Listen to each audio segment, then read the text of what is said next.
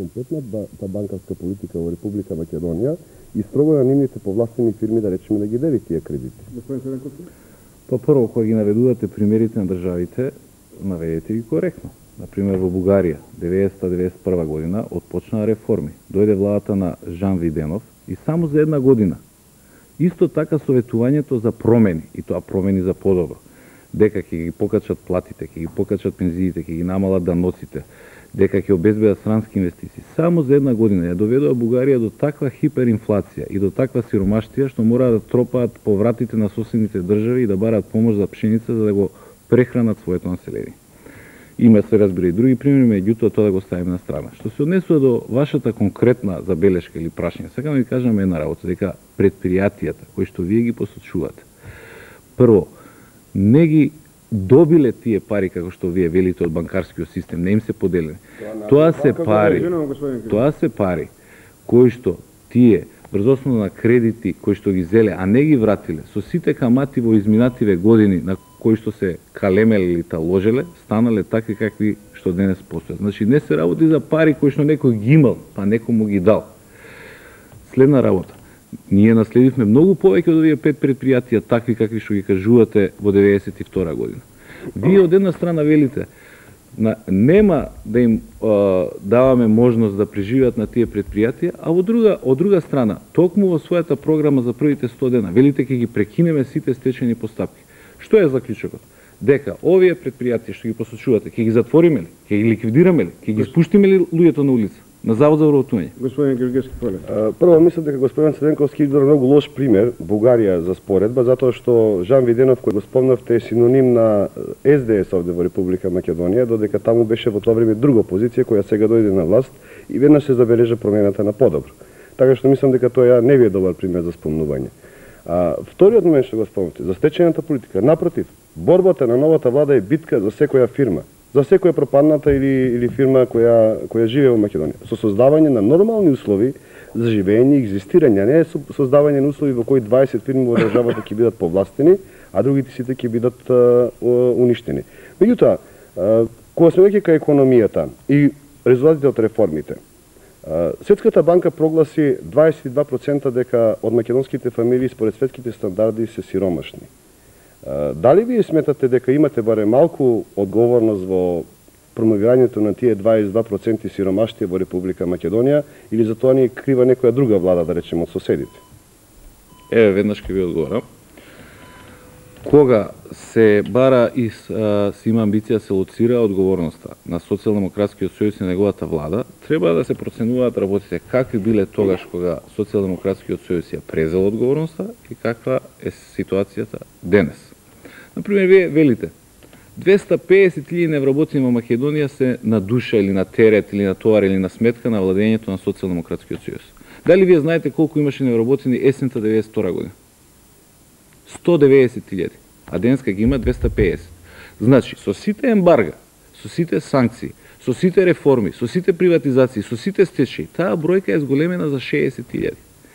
Ако Социјалдемократскиот сојуз треба да понесе вина за тие 60.000, која влада беше пред нашата за да ја понесе одговорноста за 190.000 невработени во Македонија? Ако денеска говориме за население од 22% под линијата на сиромаштво во Македонија, што иначе точна бројка, тоа е бројката од страна на Светската банка, што значи 78% се над таа линија, се поставува прашањето колкава беше таа бројка 92 есента и кој ќе понесе одговорност за тоа? Која беше претходната влада што треба да понесе одговорност за тоа? Господин Георгиевски? Господин Цренковски, која беше бројката, кажете вие. Проблем на вашата влада е што нема ниту една цифра, ниту една статистичка бројка која е точна и не знаеме на која цифра да ја веруваме.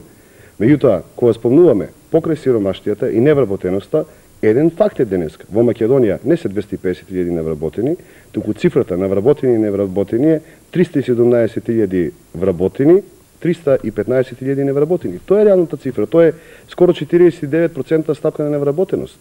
Така што, дали сметате дека и таа 49% стапка на невработеност е дел од објективните работи кои ни се случувале на Балканот, во Европа, во светот, или барем малку ви имате одговорност како влада со својата политика на, како што рековме, максимална корупција во државата, максимално немање на пазарна економија, монопол на секој производ во Република Македонија, негрижа за создавање на услови за развој на македонската економија, форсирање на повластени фирми кои се блиску до СДС.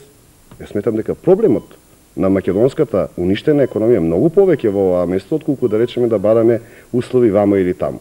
Така што од тие бројки за жал не можете да избегате проблемот на трговскиот дефицит, 500 милиони долари, четврта година поред веќе имаме. Тоа се цифри кои се повеќе од страшни. Сега ви може да речете дека не се точни, меѓутоа јас зборувам тоа што излегува во средствата за јавно информирање. Ако ви имате двојна статистика, една за јавност, една за вас, тоа е веќе друг проблем. Првата работа е бидејќи се обидувате да ја лоцирате одговорноста. Јас сакам да ви кажам и вам и на сите наши граѓани во Република Македонија. Нема сомнение дека овие 6 години, додека не имавме наша влада, имаше и грешки. И тој кој што сака да каже дека може да постои во една држава влада која што нема направи ниту една грешка, се лаже себе си и го лаже целиот народ. Која би можело да се врати да работи надвор сигурно назад, јас сигурно многу од работите би ги направил поинако. Меѓутоа, она што е битно, ние не направивме ниту една фундаментална грешка. Ние не ја загрозивме стабилноста, безбедноста и магистралните правци на оваа држава. Што се однесува до самите бројки. Ако веќе се повикуваме на она што се званични бројки, тогаш бројката на невработени во Македонија е 250.000. Вие не можете да кажете дека не верувате на Заводот за статистика, не верувате на бројките од Заводот за вработување, не верувате на бројките на Народна банка на Македонија, не верувате дури ни на податоците на Светската банка и ММФ, а вие барате вам да ви веруваме на честен збор. Господа, се извинувам, заврши овој круг на одговори на прашањето кое е исцрпено. Одговор реплика. Следното прашање од економската проблематика. Економскиот развој речиси е невозможен без инвестиции. Господа Георгиевски, господине Црвенковски, какви се мерки предвидувате на планот на интензивирање на вложувањата, привлекувањето од странски капитал, отворање нови работни места? Овој пат збор има лидерот на СДСМ. Па еве, веднаш да го разушарам господин Георгиевски и да кажам дека не е точно дека економската политика не нашла свое место во програмата на Социјалдемократскиот сојуз. Уште помалку дека не нашла место во кампањата, напротив, економијата е со највисок приоритет во нашите намери и програмски определби за наредните 4 години. И точно е, наша основна цел е да обезбедиме економски подем и развој на Република Македонија, а тоа без сомнение можеме го направиме само со нови инвестиции, со отварање на нови инвестициони циклуси. Тој процес е нешто што не треба допрва да се очекува. Тој процес веќе во Република Македонија отпочна. Оваа година имаме можност да видиме дека странскиот капитал почна да доаѓа во Република Македонија, дека после неколку години каде што требаше ги склопиме сите точки од мозаикот, што значи политичка стабилност, макроекономска стабилност, подигање на кредибилитетот на државата, откако тоа го сработивме, веќе оваа година странските инвеститори веруваат во Република Македонија и почнаа да ги вложуваат своите пари. Ние ја имаме таа серија на странски инвестиции, како што се инвестициите во Железара, во Стопанска банка, во Охис, во Алкалоид.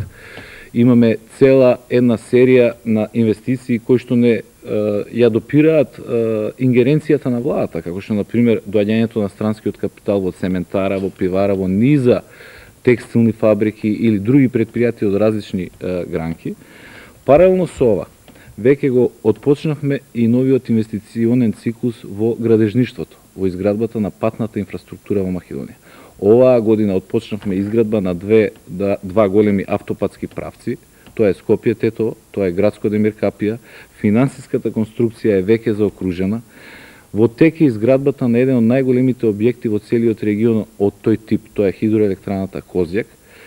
Со други зборови, во овие 2 години, во градежништвото ќе влезат, ќе бидат инвестирани повеќе пари отколку во последните 10 години. Што уште мислиме да направиме на овој план? Освен задржувањето на вкупната стабилност во било кој смисол, значи политичка стабилност, меѓуетничка стабилност, стабилност на нашите граници, макроекономска стабилност, капиталот не сака несигурни подрачи, тој бега. Ние, како влада, веќе донесовме програма за промоција на странски инвестиции, каде што предвидовме дополнителни мерки надвор од системските, кои што треба да го мотивираат странскиот капитал да биде што е можно поприсутен во Република Македонија. При тоа, не сакаме да бидеме до крај отворени и, например, да си го дозволиме ризикот или опасноста од влегување на валкана технологија, загадување и така натаму, нешто што, например, на долг рок би оставило големи последици на Република Македонија. Посебни стимулации за оние инвестиции каде што се отвараат повеќе работни места, таа програма е обелоденета, позната е пред македонската јавност, и тоа што, да речеме, опозиционата коалиција го навестува во своите, или дел од тоа, што го навестува во своите програмски определи за нешто што ќе го прави допрва, ние веќе го направивме и го обзнанивме во Република Македонија и пред меѓународната јавност. Поштувани гледачи и слушатели, господине Георгиевски, идентично прашање. Какви мерки предвидувате на планот на интензивирање на вложувањата, привлекувањето странски капитал, отворање нови работни места? Господинот Црвенковски спомна дека и ти имале економска програма, може би имаат пишувана економска програма, јас само коментирав дека во текот на предизборната кампања на ниедно место во ниеден град не чувме дека зборуваат за економијата. Беа обтоварени со некои други теми, докажување кој е поголем патриот. Меѓутоа, програмата на ВМРО-ДПМН и коалиционен партнер да, во текот на целата кампања беше сконцентрирана само на економијата и доаѓаме тука до едно крупно прашање, странските инвестиции. Колку досегашната влада беше отворена кон странските инвестиции, зборуваат неколку податоци, нели? За 1997 година, според разни извори, Евромани вели има само 6 милиони долари странски инвестиции, Народна банка вели 30 милиони има инвестиција, еве да го прифатим и Народна банка, пак е скромна бројка. За овие први 6 месеци од ова година Народна банка вели 22 милиони долари има странски инвестиции.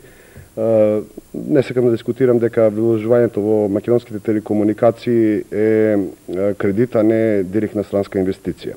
Меѓутоа, она што сакам постојано да го потенцирам, исто така мораме да кажеме дека ова влада во својот двомандатен период нема издадено ниту една концесија за странска фирма. Сето тоа зборува за една страшна затвореност на Република Македонија кон странските инвеститори и тука, ако сакаме нешто да направиме радикално, е тоа радикално отварање на Македонија према странските инвеститори. Јас само ќе спомнам дека ние постојано зборувавме за формирање на 3 слободни индустријски зони, во кои слободни индустријски зони фирмата која ќе вложи и ќе отвори работни места, ќе се оцени дали бројката ќе биде 100 или 200 работници, ќе биде ослободена во наредните 12 до 15 години од комплетниот данок на профит, затоа што единствената цел на таа политика ќе биде масовното воработување на граѓаните на Република Македонија. Понатаму, на целата територија на Република Македонија, секој производител, секој кој има производствена фирма, кој ќе се реши својот профит од оваа година да го вложи во идната година за проширување на производството, исто така ќе биде ослободен од комплетниот данок на профит. Едноставно, целта е да се стимулира доаѓање на странски капитал. Пазите, тоа не значи дека домашниот капитал го заобиколуваме, напротив, сметаме дека Република Македонија има еден страшен одлив на капитал, односно парите се крадат тука, а се изнесуваат надвор и се носат по странски банки. И јас сметам дека тука треба да се размислува, да речеме, на тромесечна амнестија на сите оние фирми кои затаиле данок или царина, доколку, да речеме, во рок од 3 месеца ги вратат парите назад во Македонија и ги вложат во производството, затоа што тоа ќе биде политика и за идниот период. Исто така да се амнестираат од било каква кривична одговорност, само со една единствена цел, да се вратат парите во Македонија, да се запре бегството на капиталот од Македонија и на тој начин да се отворат нови работни места. Проблемот на концесиите. Проблемот на концесиите е исто многу интересен. Јас навистина не можам да сватам зошто оваа влада не се одлучи барем една концесија да даде.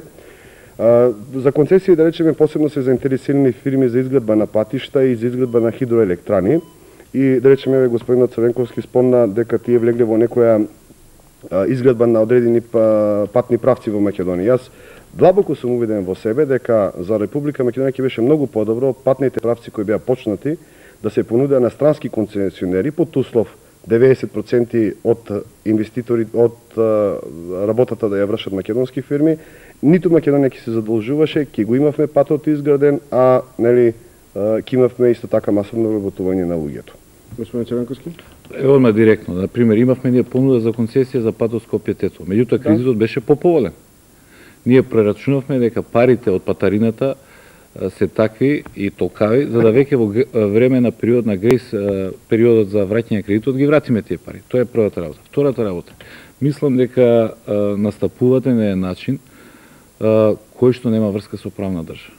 Вие сега си ја земате на себе улогата да бидете и полиција, и обвинител, и судија, и да кажете некои краделе, ги изнесле парите. Ама уште нешто, дури го земате правото на себе и да прогласите амнестија ако ги вратат парите. Тоа нема врска со правна држава.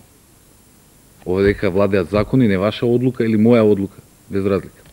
Меѓутоа, ги спомнате слободните индустријски зони во Македонија и тоа го споменувавте често пати низ кампањата. Сакам да ве прашам директно и да одговорите пред македонската јавност.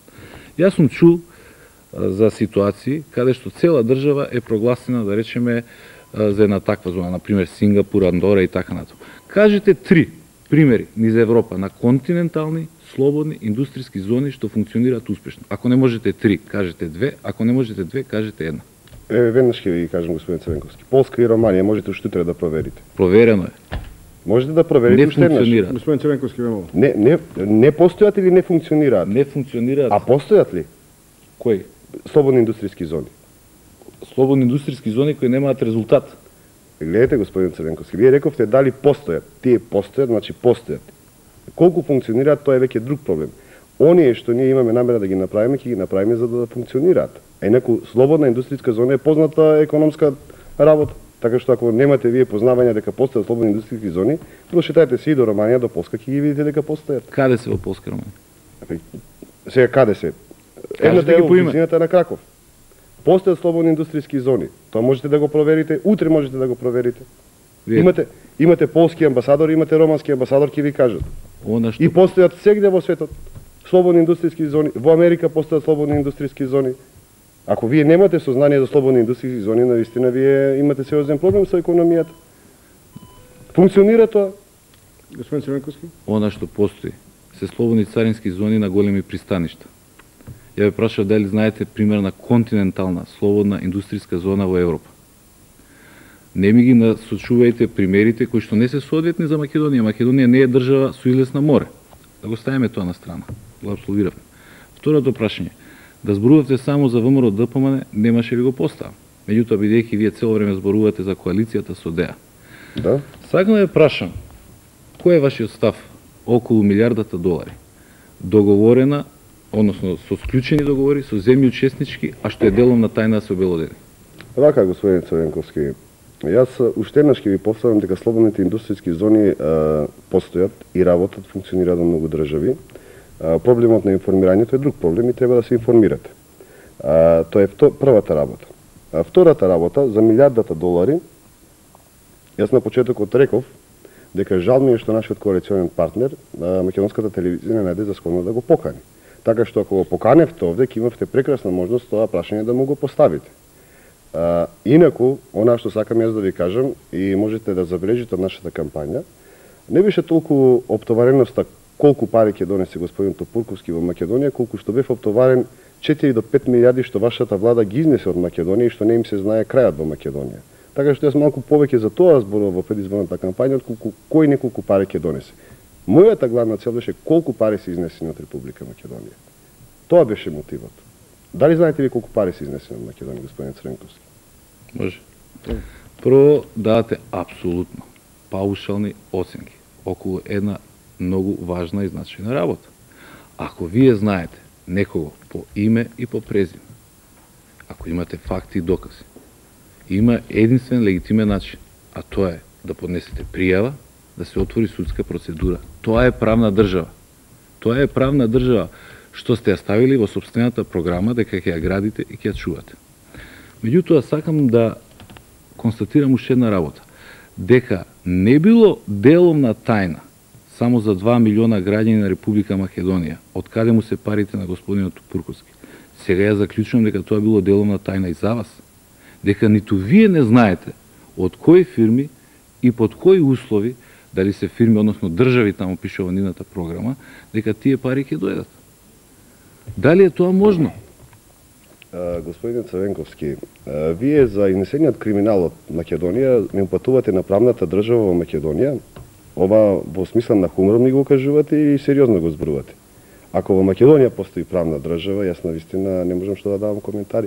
Ми кажувате за кривични пријави, па ве молам, погледнете ги средствата за јавно информирање. Секој ден имате по 10 добро документирани финансиски афери. Тука доаѓаме еден друг проблем.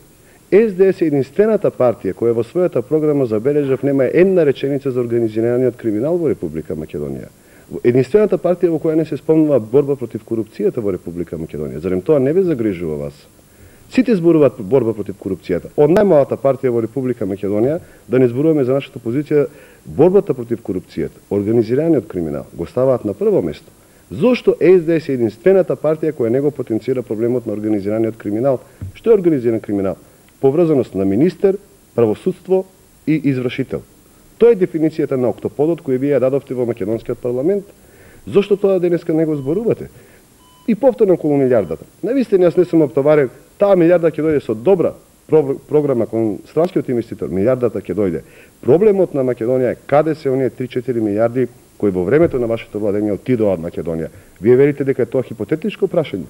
Поставете го прашањето пред народот. Дали луѓето се убедени дека не се изнесоа огромни пари од Република Македонија? Каде отидоа тие пари од Република Македонија? Господа, едноставно, проблемот на огромниот организиран криминал не може никој да го потцени во Република Македонија. Мене ми е жал што вие го потценувате.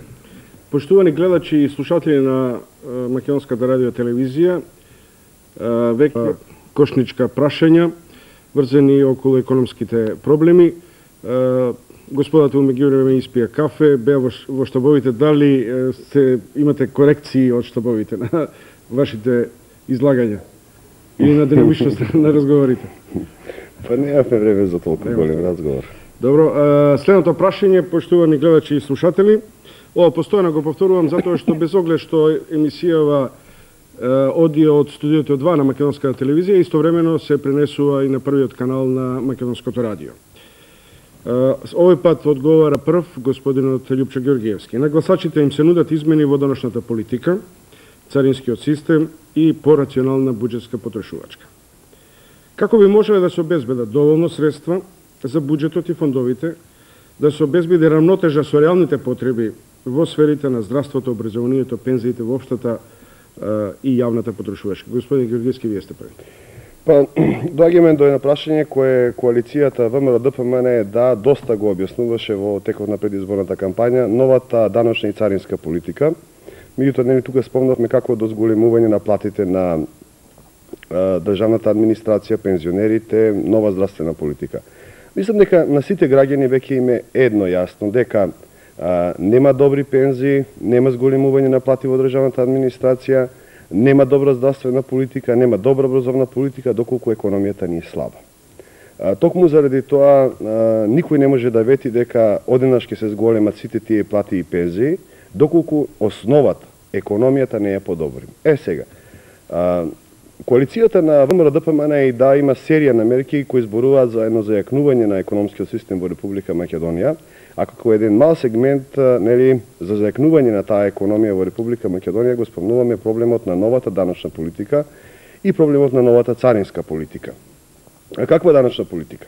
Ако ги погледнеме денеска даноците во Република Македонија, ќе забележиме една чудна работа дека Македонија е држава со највисока даночна политика во цела Европа.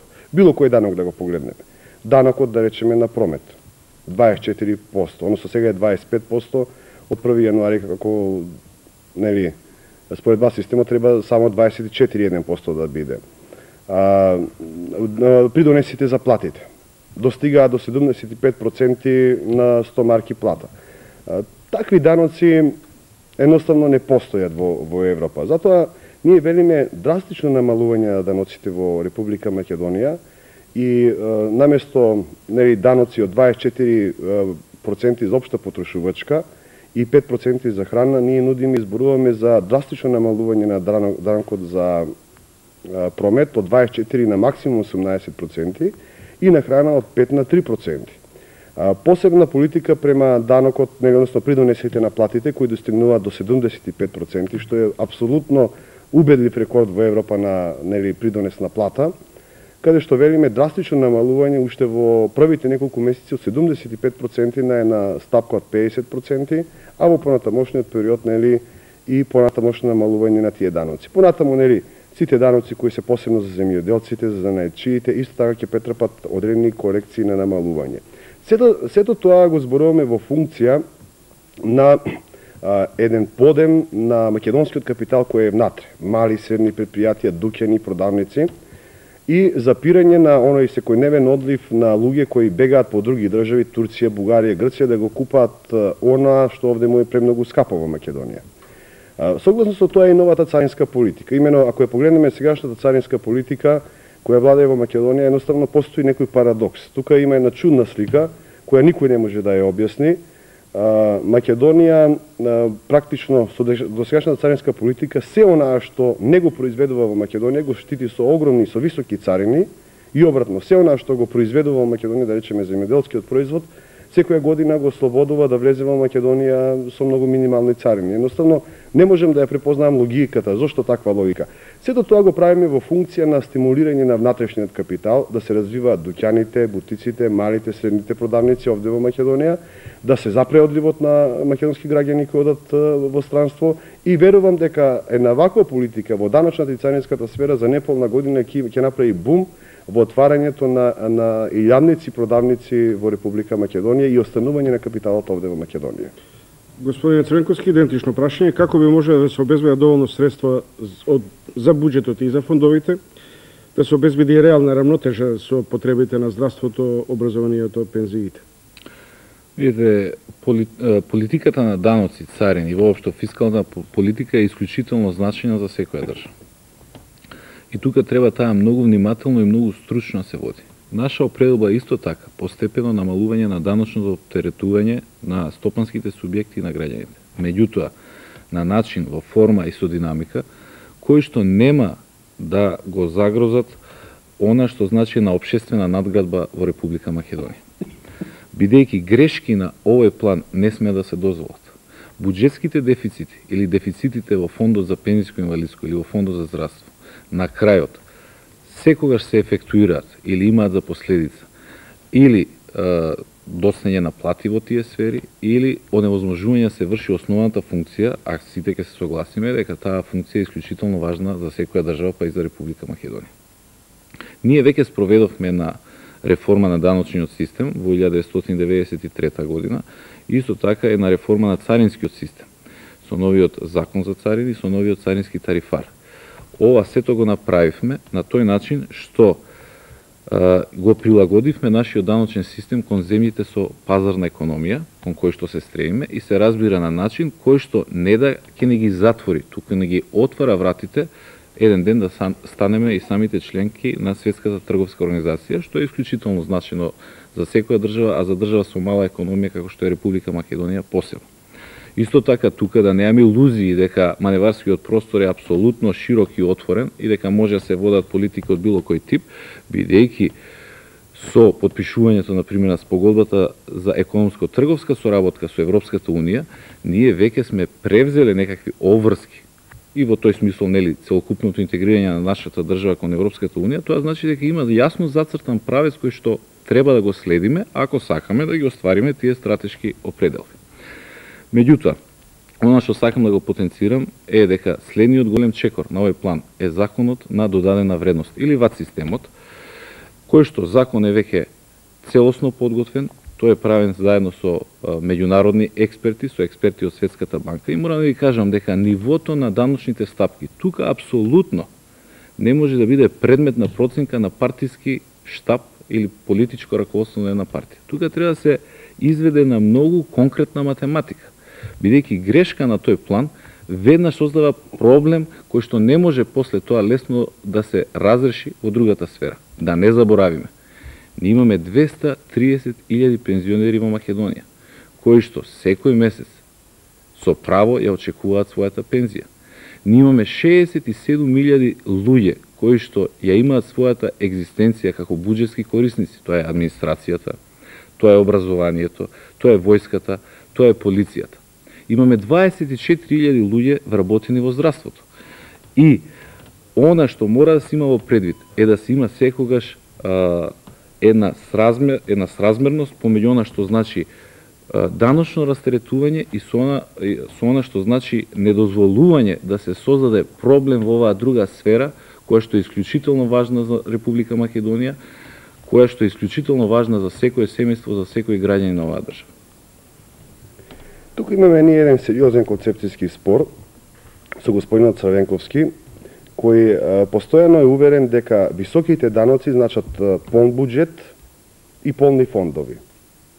И помалку ги плаши дека ако се намалат даноците, пензионерите ќе останат без пензии, здравствените работници без плата, државните административни работници без исто така без плата. Напротив, концептот на ВМРО-ДПМН и на ДА е токму спротивниот од господинот Црвенковски, дека со помали даноци и со помали царини ние ќе имаме пополн пензиски фонд, пополн здравствен фонд, пополн образовен фонд и пополн буџет на Република Македонија. Со конкретни примери ќе го кажем тоа. Имавме данок од 25% за недвижнини во Република Македонија. Никој во Македонија не го плаќаше тој данок. Го намалија на 3% данокот, сите ги платија даноците на недвижнини. Примерот, втор пример, кој самиот господин Таки Фити го спомна како позитивен пример. Акцизите на цигарите. Имавме огромни акцизи за цигарите, ги намали акцизите за цигарите, имавме поголема маса на собирање на финанси од помали акцизи на цигарите. Тоа е едноставно идеологија на сите партии со десна ориентација во Европа и тоа е дискусија која во Европа се води. Дали големите даноци носат полн буџет или малите даноци го полнат буџетот?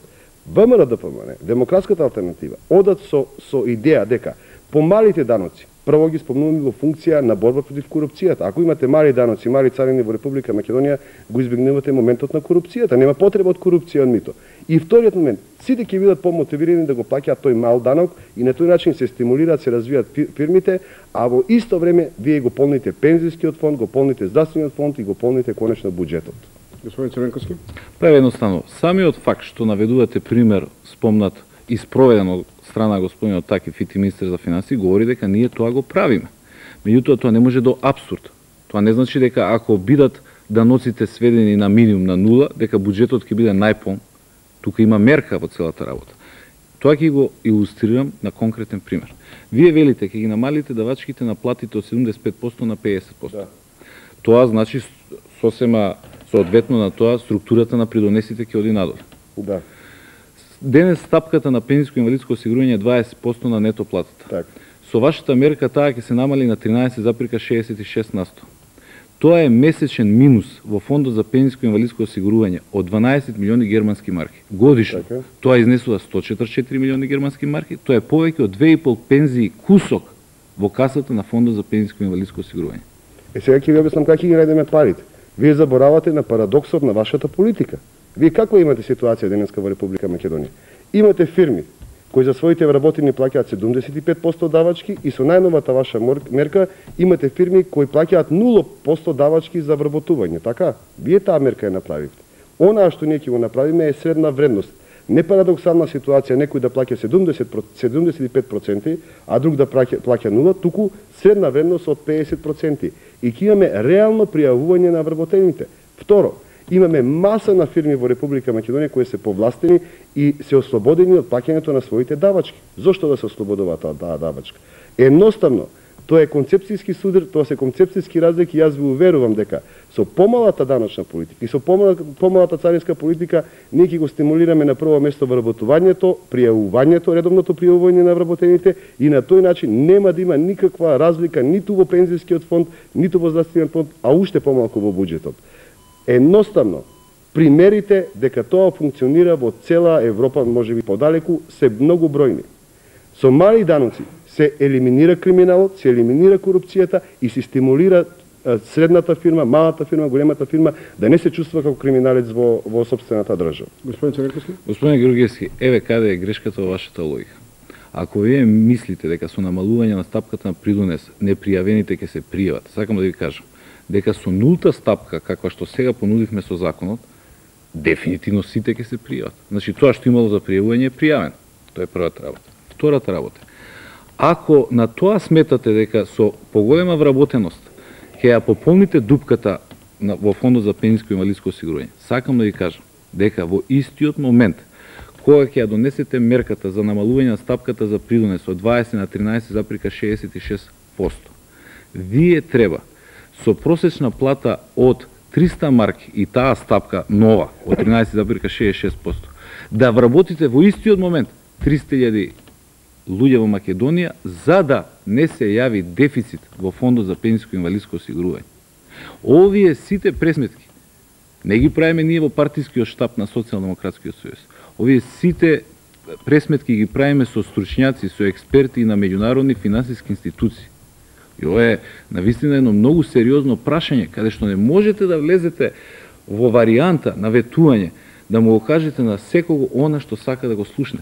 Вие велите во вашата програма за првите 100 дена дека ќе ја намалите стапката за принуде за 10% и дека ќе вработите 10.000 социјални случаи.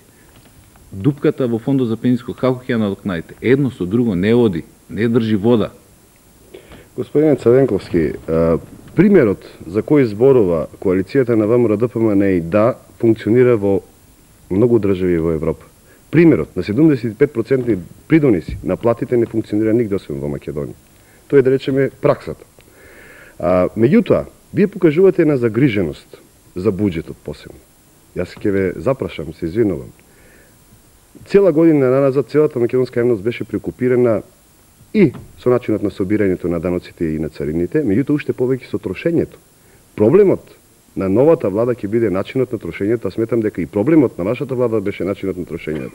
Ако не се лажам, анкетната комисија на македонскиот парламент утврди дека во времето на вашето владење, во 2 години од буџетот на Република Македонија се потрошени 600 милиони германски марки за јавни набавки, при тоа најголем дел за луксус и при тоа без ниту една јавна лицитација. Зарем не е тоа посериозен проблем?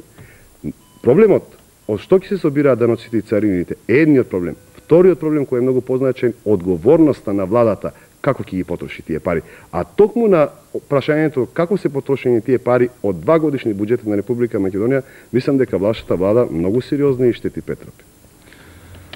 Вака, господине Георгиевски, прво не ми одговоривте на прашањето како ќе пополните дупката во фондот за пензиско инвалидско осигурување. Да ви одговорив на начинот на кој функционира во целиот свет. Втората работа е кога велите и се повикувате на цифрата од 600 милиони германски марки. Тоа е анкетна комисија. Во 2 годишни буџети на Република Македонија. Треба точно пред овој народ, пред овие 2 милиона луѓе што не гледаат, да кажете што се подразбира под терминот јавни набавки во Република Македонија. Дека е тоа и грејењето на училишта, болници, касарни, полициски станици, затвори, и струјата, дека е тоа и храната за војската, дека е тоа се и униформите, дека се тоа и изградбата на нови училишта во државата, дека се и клупи и столчиња за децата, и се она што значи материјален трошок, односно без кое што не може основната функција да се обавува, дека тоа значи и алиментација на сите домови на култура, на сите манифестации кои што се случуваат во оваа држава, и дека апсолутно е неточно, некоректно и невкусно да се кажува дека некој голем дел, или како што ви велите, најголем дел за луксус во оваа држава. Впрочем, буџетот на Република Македонија е акт со законска тежина. Го донесува Собранието на Република Македонија, се објавува во службениот весник и на увид на целата македонска јавност. Господине Црвенковски, има анкетна комисија која тоа го утврди на македонскиот Георгиевски, парламент. да се придржуваме на телевизискиот ред. Го исцрпивме и ова прашање со сите реплики.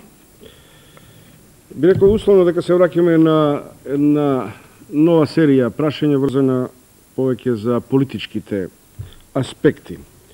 Македонија е повеќе национална заедница во која албанците имаат своји организирани политички партии.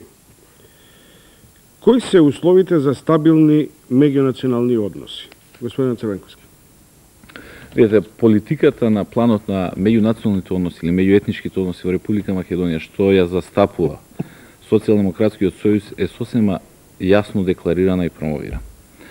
Ние во оваа држава ја промовиравме политиката на соживот, на меѓуетничка толеранција и почитување. Ако се бара одговорот на прашањето на што можеме најмногу да заблагодариме, што Република Македонија не ја сподели судбината на некои други држави во регионот каде што се случија воени конфликти и каде што се уште се случуваат воени конфликти. Без сомнение, токму сферата на меѓунационалните односи и начинот на кој што прашањата од оваа сфера ги решававме, е можеби клучниот одговор на тоа прашање. Се разбира, овој пат што ние го одбравме не е ни малку лесен. Тој не дава резултати од денес за утре. Тој е многу потежок, бара повеќе енергија, бара повеќе време, отколку да речеме начинот кај што се повикува на меѓуетнички судир, каде што се палат националните страсти и се подгреваат меѓуетничките тензии. И во изминативе години, низ пракса и низ донесувањето на законите и низ применувањето на законите, покажавме во оваа држава дека е тоа можно и Македонија е атипичен пример за Балканот во тој поглед. Се разбира дека не мислам дека заслугата за овој пристап и за успешноста на овој пристап му припаѓа само на Социјалдемократскиот сојуз на Македонија. За ваков пристап е потребно да се има и партнер од другата страна. И сосема е јасно дека во изминативе години Социјалдемократскиот сојуз во владата коалицираше со партијата за демократски просперитет. И заедно работевме на спроведувањето на овој концепт. Тоа не значи дека за сите прашања имавме идентични гледања. Често пати се разликувавме, дури се судираа нашите гледања. Имавме инцидентни ситуации во овој период во нашата држава и тоа граѓаните добро го знаат. Меѓутоа, тие инцидентни ситуации не се доказ за нестабилност на Македонија, туку напротив. Начинот на кој што успеавме да се справуваме со таквите ситуации покажува дека Македонија има една внатрешна позитивна енергија, една позитивна критична маса која што ја гарантира стабилноста на Република Македонија и во наредниот период. Со други зборови, ставот на Социјалдемократскиот сојуз во изминатиот период беше дури и тогаш кога бројот на пратеничките места во собранието му овозможуваше самиот да формира влада, да го покани најакиот, најсилниот политички субјект на албанците во Македонија, тоа е партијата за демократски просперитет, да учествува во извршната власт, бидејќи нашето мислење, нашиот став, нашата позиција е дека потребно е, нужно е, неопходно е представниците на албанците, политичките представници на албанците во Македонија да партиципираат и во законодавната и во извршната власт. На тој начин и да имаат можност да влијаат во донесувањето на одлуките битни за државата, но исто така и да ја носат одговорноста за спроведување на тие одлуки и за тоа каде и во кој прави се движи нашата држава. Господин Георгиевски, идентично прашање, кои услови се потребни за стабилни меѓунационални односи во Македонија? Вака, јас можам да ја кажам дека ставот на ВМРО-ДПМН како политичка партија е многу јасен во тој поглед, дека доколку се дојде до промената на власта во Република Македонија, сите националности во Република Македонија ќе ги имаат загарантирано сите права кои досега ги стекнале во нашата држава и дека сме спремни да разговараме за сите оние прашања кои сметаат како одделни националности дека им недостасуваат во Македонија или ги немаат според европските документи. Спремноста на ВМРО-ДПМН е да се отвори према националностите, посебно може да се види во правењето на нашата коалиција со Демократската алтернатива, која е политичка партија која ми се чини од сите македонски политички партии исклучително отворена према националностите во Република Македонија и една од единствените партии која може да се пофали дека во низините редови има огромен број на членови на националностите во нашата татковина. Значи, ВМРО-ДПМН со сите други моменти зашто ја направи коалицијата со Демократската алтернатива, еден од главните моменти кога влеговме во правење на таква коалиција е да го направиме тој мост према националностите во Република Македонија. Она што и сметам дека националностите во Република Македонија исто така треба да го прифатат тој мост кој денеска го прави ВМРО-ДПМН преку Демократската алтернатива до сите нив. Она што посебно ме загрижува во оваа предизборна кампања е што за жал никогаш во Република Македонија меѓуетничката нетолеранција, дури понекогаш и верската омраза не дојде до израз. Имено зашто се работи? Сметам дека партијата на власт, Социјалдемократскиот сојуз, на еден многу несериозен начин, кога станува збор за партија која владее со Македонија, се обиде меѓуетничката проблематика и верската нетолеранција да ја примени во изборна кампања. Ќе кажам само два примери. Тоа беше моментот на говорот на господинот Тамди Бајрам во Шутка, кога за него стоеше комплетното раководство на партијата на власт Социјалдемократскиот сојуз, а тој тука на ромите им повикуваше: "Роми, немојте да гласате за ВМРО-ДПМН, тоа е партија која ќе дојде на власт, ќе ве прави, не знам, да не ги потребувам зборовите." Пазите, тоа да го зборува човек, а за него стои државната структура на Република Македонија. Тоа е класичен пример за разгорување на меѓуетничка омраза и верска нетолеранција. Вториот пример. Да. Овде има едно правило. Мислам дека фактот што не можеме да му дозволиме право на одговор на господинот Тамди Бајрам би и воопшто би било добро да не ги... Ама гледате, тоа е... Повелете, извинете, само како попатна забелешка. Добро, еве, се побрекува, меѓутоа тоа е многу карактеристичен пример, затоа што целото раководство стоеше зад него.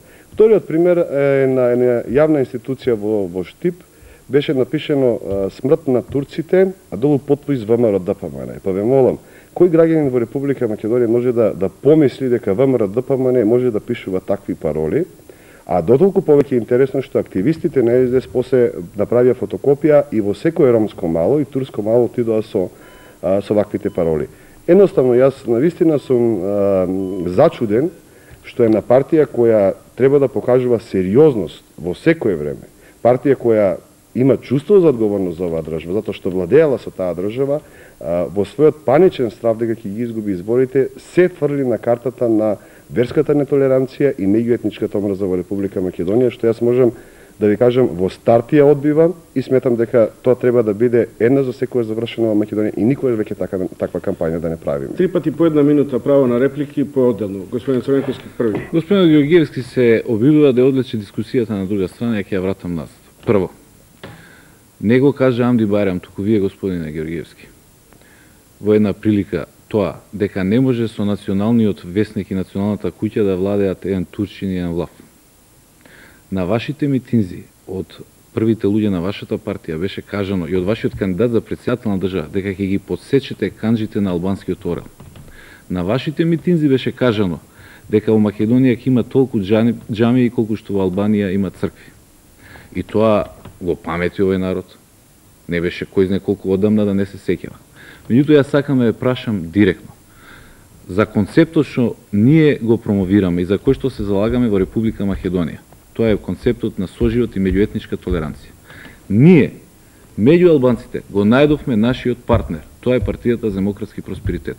Ме интересира, дали вие имате партнер за таа работа, имајќи во предвид дека господинот Џафери пред 2-3 дена во 2 наврата изјави дека ја преферира соработката со ВМРО-ДПМН околу новата влада.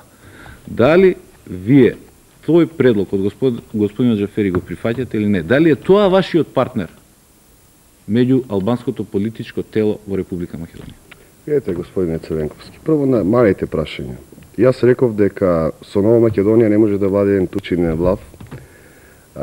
Не го реков во таа насока, туку реков дека мене ми е жал што моето национално самочувство го оспоруваат луѓе на националниот весник кој е раководен од тие луѓе. И навистина можем да ја кажам. Точно така. И најотворено ќе ви кажам. Најголемата бруталност во Република Македонија што се прави во Македонија е весникот Нова Македонија, кој е раководен од бајца припадници на националности, една партија која вроди и воскресна самостојна независна Македонија да ја го спорува националното чувство. Втор пример, Драган Павлович Латас, србин по потекло. Секоја вечер на македонската телевизија го спорува националното самочувство на најголемата партија во Република Македонија. Пазите, тоа е дрскост од одредени националности. Така? И тоа вие го дозволувате во оваа држава. Вие го користите. Вториот момент, сега имам проблем. Може ли 2 минути да ги спојам во една реплика, затоа што останаа прашања? Се извинувам, господине Црвенковски. Господине Георгиевски, ако имате забелешки на некои медиуми, на некои луѓе, спомнете ги по име и презиме. Зашо ги споменувате по националност? Зошто ги споменувате по националност? Господине Црвенковски, затоа што тоа е парадокс во една држава. Не заврши. Не е парадокс. Ако имате став по тоа прашање, можете да ги третирате луѓето по она што го прават, а не по она на која националност или на која религија или вера припаѓаат. Тоа е првата работа. Втората работа, вратете се и одговорете на моето прашање. Дали вие, господин Георгиевски, ќе правите коалиција со ПДП-А, бидејќи беше јавно дадена таа понуда? Сега, господине Црвенковски, ќе ви одговорам на сите прашања. Ги спомнавте дека на нашите митинзи се кажани во Македонија ќе има толку џами колку во Албанија цркви.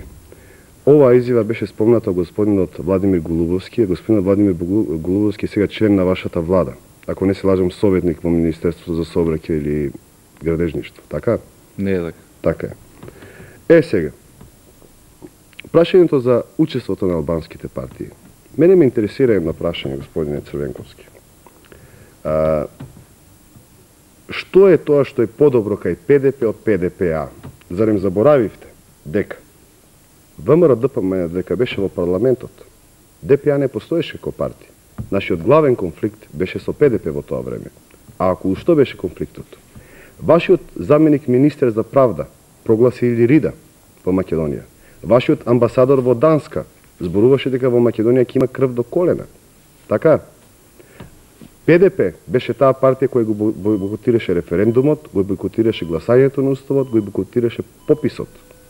ПДП беше таа која зборуваше за Илирида. ПДП ја формира паравојската во Република Македонија, според која требаше да се убиваат македонски војници во касарните. Вие, луѓето кои беа носители на паравојската во Македонија, сега во вашата влада ги назначувате на директори на јавни функции во Република Македонија. Што е проблемот во тоа? Кои албанци се лошите, кои се добрите? И конечно, што ако направиме коалиција со ПДП? Добра ли ќе биде таа коалиција? Повторно не одговоривте на прашањето што го поставив. Дали вие ќе направите коалиција со ПДП-а? Меѓутоа, мислам дека и кога се избегнува одговорот е јасен. Кога веќе го спомнавте Голубовски, ја, ако не се лажам, тој беше подпредседател или генерален секретар кај вас во вашата партија. Дали е иста приказната и за Драган Богдановски, кој беше ваш почесен председател во партијата? Дали е иста приказната со господинот Змејковски, кој што беше генерален секретар на вашата партија? Сакам да ми поставам едно прашање. Тоа е некој посебен ли талент? Да, токму меѓу основачите на ВМРО-ДПМН се пројавува чувството на сомневање во исправноста на погледите на партијата што самите тие формирали. Вие имате во целиот овој период проблем со луѓето кои што ја конституира оваа партија ВМРО-ДПМН токму по прашањето на национален идентитет и определеноста за изградба на оваа држава. Тоа не се луѓе членови на Социјалдемократскиот сојуз, тоа се луѓе од вашата партија, основачи на партијата, луѓе кои што ви биле најблиски, најблиските соработници во континуитет. Ајде едниот бил, како што вие го прогласувате, соработник на ваква или онаква служба. Ајде другиот бил, ајде третиот бил. На крајот се поставува прашањето. А вие зашто всушност работите ако целата екипа околу вас што ја формира партијата ве обвинува за политиката што ја водите?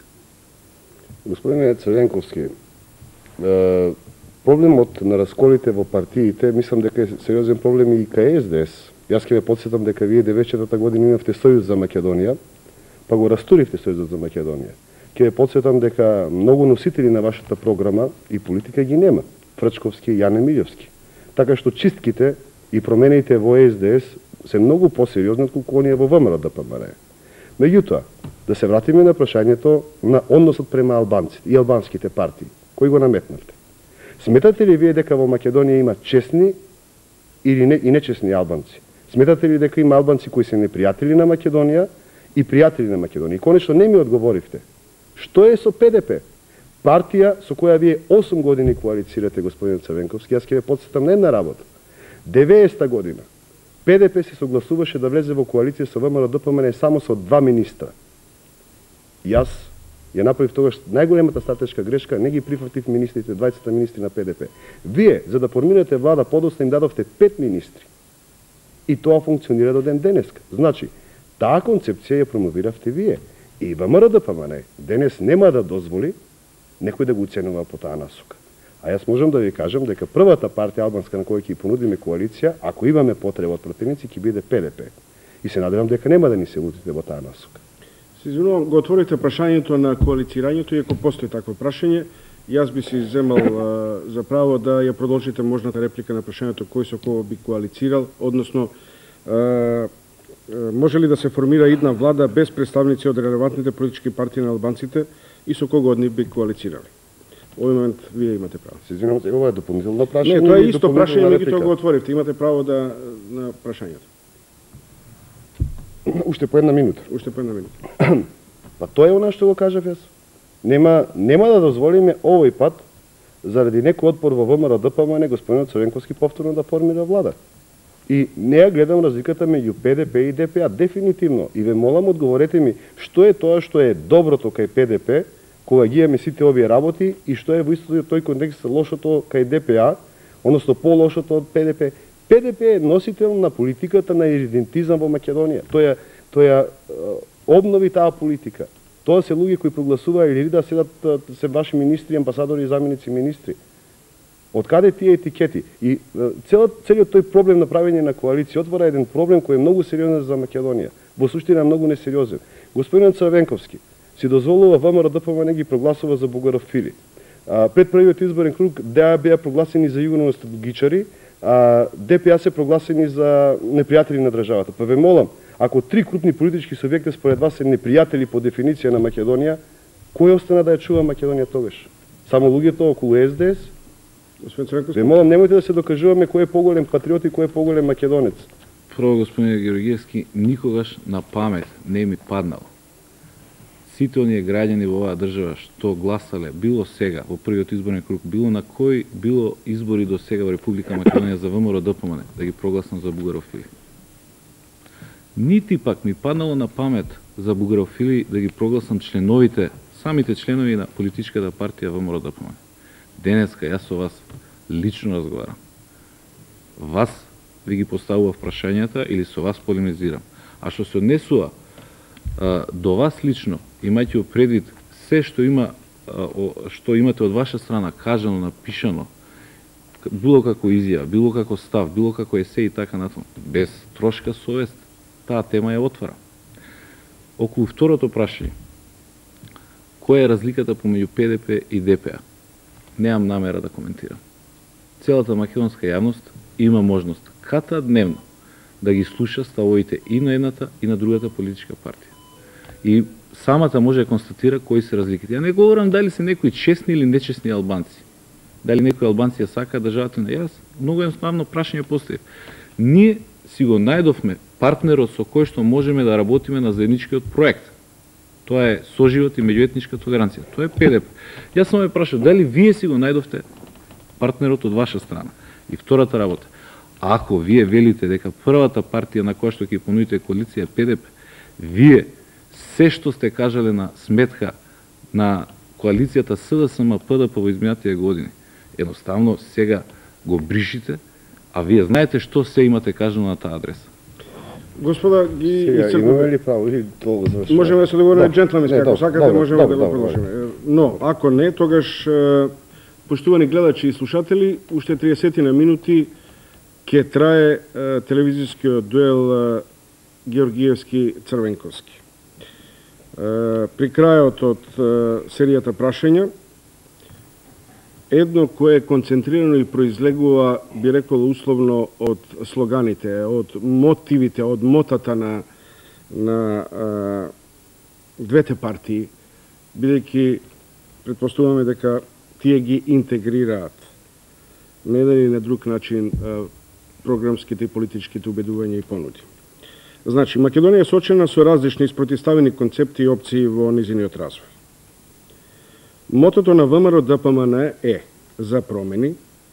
Прашањето е, господин Георгиевски, што станува со континуитетот. Слоганот на СДСМ е победа за Македонија. Господин Црвенковски, вие инсистирате на континуитет, што е со промените. Имате право на 3 минути и реплики. Прв е господинот Георгиевски. Така, континуитет. Континуитетот во што го гледаме? Континуитетот може би најмногу го гледаме во ставовите за надворешната политика околу заложбите на новата влада за влегување во Европската унија и во НАТО пактот. И другиот континуитет повеќе го гледаме во процес на оние заложби кои се заеднички кај сите партии, пазарна економија, демократија, граѓанско општество во Република Македонија со реални граѓански вредности, независно судство, правна држава, Тоа е како декларација, нели, присутна во секоја политичка партија. Сега тука гледаме промената. Што сметаме дека тие општи одредби досега беа за претходната влада само декларации, а ние имаме намера нешто сериозно да направиме. Од тука промените, кога станува збор за промени, бидејќи многу се манипулира и СДС постојано иде на политика на сеење на страв, на психоза кај граѓаните, јас сакам уште еднаш да потенцирам дека промените за кои ние зборуваме не треба да ги плашат националностите во Република Македонија, не треба да ги плашат вработените во државната администрација, кои практично не земаат никаква плата, а се принудени да ги гледаат секојдневно дејствата на нивните министри и заменици министри. Промените не треба да ги плашат пензионерите, работниците, уште помалку стечените работници. Промените за кои зборуваме се промени за создавање на услови за живење во Македонија. Прво, една огромна демократизација, која верувам јас дека граѓаните ќе ја почувствуваат уште на 1 ноември вечер. Еден мал пример за промена. Погледнете ги градовите кај што победува СДС. Никој не излегува да се радува на улицата. Погледнете ги градовите кај што победува опозицијата. ВМРО ДПМН е да. Целиот град е на улицата. Се радува. Значи, луѓето чувствуваат нешто веќе промена на самиот ден на изборите. Тоа е демократијата, тоа е слободата. И конечно најголемите промени кои имаме намера да ги направиме, тоа е во економскиот сектор. Независно од различните оценки кои актуелната власт смета дека во македонската економија е се во ред и работите тргнало на добро и тука не треба ништо да се менува. ВМРО ДПМН и да промените токму тука најмногу ги насочуваат. Зафаќање со економската катастрофа во која денеска живееме во Република Македонија, создавање на услови за економско живење, расчистување на сите оние закони и прописи чија крајна цел е корупцијата, создавање простор за развој на мали и средни предпријатија во нашата татковина, создавање на услови во секоја една сфера и реално посветување на проблемите во нашата економија. Конечно, тука е нели битката за социјална еднаквост, односно социјална правда, можеби е поточен збор, затоа што факт е дека начинот на кој досега се владееше Македонија создаде на страшна социјална неправда, во која имаме мал процент на новопечени милионери, имаме од другата страна огромен процент на сиромашни луѓе и практично уништена средна класа. Едноставно, промените за кои зборуваме се промени за една слобода и за еден економски просперитет во Република Македонија. Господин Црвенковски? Добро, моето прашање поинаку. Вашето прашање да.